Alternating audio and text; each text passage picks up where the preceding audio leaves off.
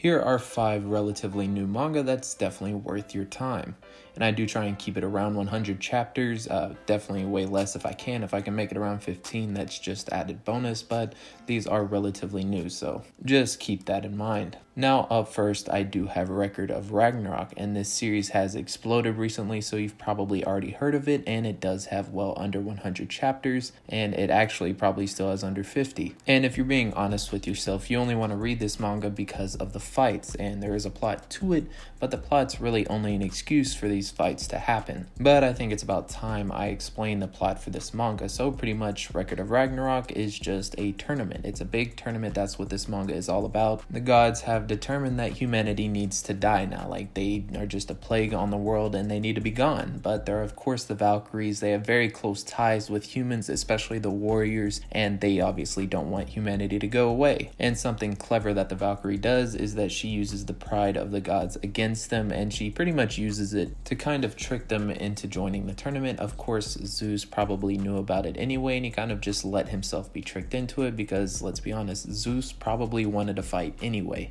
But that's all you need to know about the general plot for this manga. The art style and the fights are what you really want to get into. I mean, there's Thor versus Lubu, Adam versus Zeus, Sasuke Kojito versus Poseidon, all of these historical names and mythological figures. They're all just fighting it out, just humanity versus the gods. And something that I really have to give credit to the author for, not really for his writing but for his drawing, is that he just has this ridiculous talent of making you feel so hyped for just one single moment. He draws pressure just so well, and I probably showed it in a couple of the panels that I showed in the video, but the atmosphere that he creates is just absolutely insane. And there's a cool bonus factor, just if you read historical manga or something like that. I would say if you read Kingdom, you're really going to like Thor versus Lubu. And my personal favorite, if you've read Vagabond, then you're gonna love Sasuke Kojito versus Poseidon. You're gonna have guest appearance of Miyamoto Musashi and plenty of other characters that show up within that manga. And of course, if you have just good knowledge on these mythological figures like Thor, I mean, he's nothing like the Thor that we see in the Marvel movies. Zeus and Poseidon are obviously really cool to see as well. I just personally find that the humans are more interesting. But heading on to the next manga, I have Hell's Paradise Jigokuraku. And this one is plenty different than Record of Ragnarok, and that of course leads me into talking about the plot. And keeping this plot as bare bones as possible, the shogunate sends a group of death row inmates to find the elixir of life, which is pretty much eternal youth. And the plot of course grows more and more complex as the plot goes on, but that's just the general outline. And I also believe the demographic for the series to be somewhere in between shonen and seinen. It's not really either. I know that Tokyo Ghoul was technically a seinen, but I would say it's more for college students than fully grown adults or students that are maybe in their senior year of high school. And I would definitely say that Hell's Paradise exists within that same vein. Now on to probably my favorite aspect of the story, and that's the characters. Now the characters aren't anything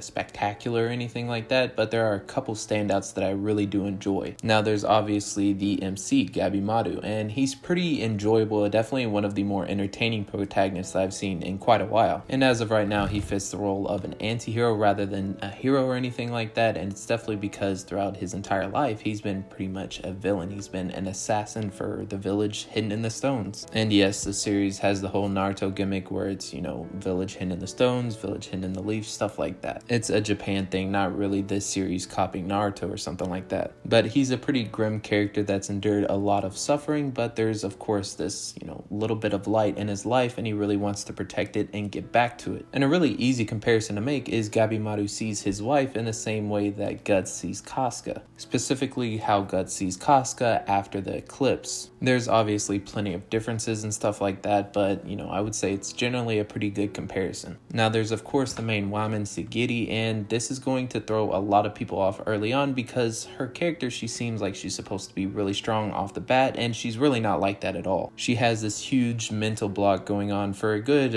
first couple 20 chapters of the series, but then once she overcomes that, she does turn out to be pretty badass. And then we have Yuzuriha, and I wasn't going to mention her before, but she just has that personality that ends up being a fan favorite. There's this big factor that plays into it. I mean, she's not really on the side of the heroes. She's technically working with them, but she's definitely looking out for herself, and usually that ends up being a fan favorite archetype. There are other elements that play into it. She's a shinobi like Gabimaru, her character design, all that stuff, but I would definitely say that just look out for this character and she'll probably become one of your favorites, if not your favorite. But right now at the top is definitely Chobe. And given that this is a death game type manga, it just has multiple protagonists that we follow throughout this entire story, and Chobe is definitely one of the more entertaining ones. His character design is absolutely phenomenal, best in the series by far, and it's pretty funny because people consistently compare him to Bakugo because in both personality and character design he looks very similar. Just imagine Bakugo if he actually was a villain, and you pretty much have Chobe. He's an absolute savage and he steals the spotlight in almost every chapter that he's in. And of course, beyond the characters, there's obviously the world as well, the village hidden in the stones, the island that's both very majestic and very hellish at the same time.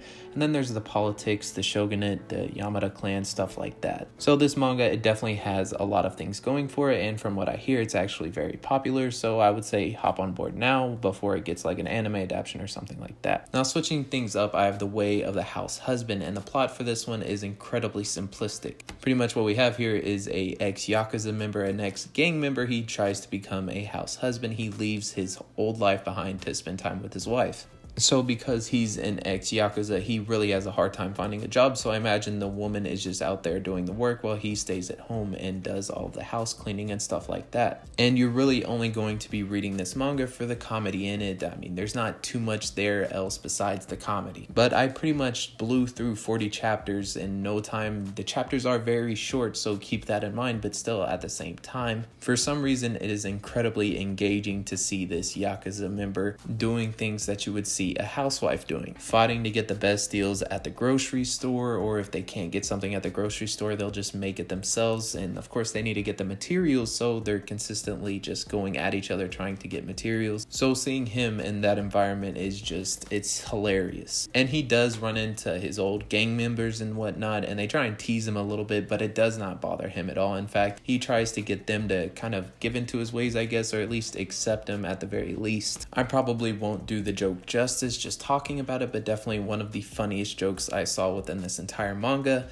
has to do with this specific situation. So some Yakuza try and pull a gun on our protagonist, and he switches out the gun for a pair of mittens. The Yakuza look down at their hands and they're just like, mittens? Why mittens? And then our protagonist just tells them straight up, so even if you don't got heat, your hands will stay warm. Like I said, it's incredibly different hearing me explain it and reading it for yourself, but it's definitely a standout joke for me. This manga is episodic, so don't expect a continuous storyline. Now heading on to Spy X Family. This one, it does feel episodic to me, but it definitely does have one storyline that it does consistently progress. As for the plot, pretty much what we have here is a spy, and he needs a daughter for his mission. And so he just happens to stumble across a telepath, and he accidentally adopts her. He doesn't know that she's a telepath, no one knows. And then as it turns out, he also needs a wife, so he happens to marry an assassin, completely on accident as well. So it's just really funny circumstances. And the only one that ends up knowing about any of this is of course the telepath. She can read minds, so she knows that her dad is a spy and that her mother is an assassin. Something that's extremely important to this manga is the whole wholesome vibe that it really does give off, because all these characters, they do actually need each other, and the whole cast does have very good chemistry, so that makes it incredibly engaging and entertaining to read. And in all honesty, I feel completely comfortable just saying that to get you into Spy X Family. The characters so far from what I've read are all archetypes. Lloyd is of course the more stoic father, Anya is the wholesome daughter, and Yor is the incredibly loving mother. The vast majority of the comedy is based on the fact that Anya can read minds. Yor will say something about needing to kill someone, and then her daughter will be like, that's terrifying or something like that. It's reaction based.